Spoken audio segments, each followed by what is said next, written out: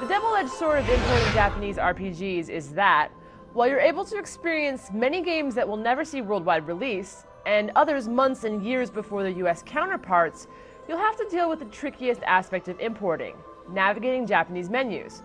And not just any Japanese menus, but Japanese RPG menus. Those menus are hard enough to get through in English.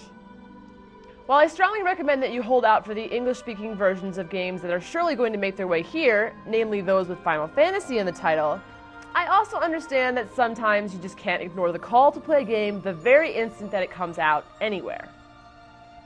So here are some very elementary tricks to getting through some of the menus in a game that has been out in Japan for a while, but is still months away from a US release, Final Fantasy XII.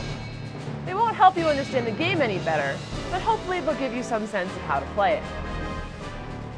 Sometimes it's easy to tell the gist of a menu by its context. Menus like these that appear before you even start up the game are probably telling you that it can't find your controller or that your memory card isn't in. You should familiarize yourself with these two symbols in Japanese. This one is hai, and it translates to yes.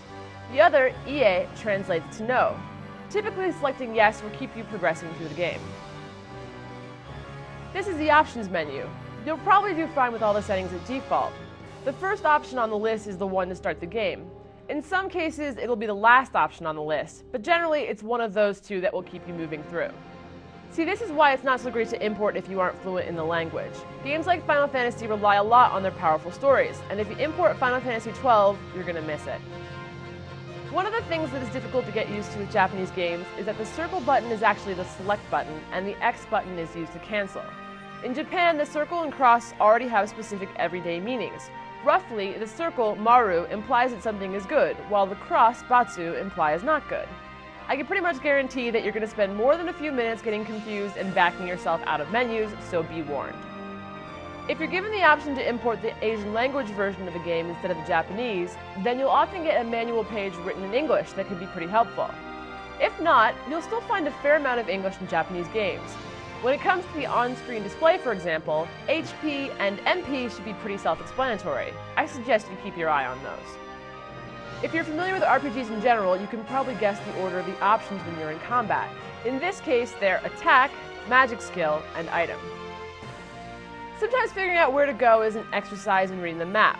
Remember helpful axioms like X marks the spot, and red means stop and green means go, and you'll probably be able to find your way around this game.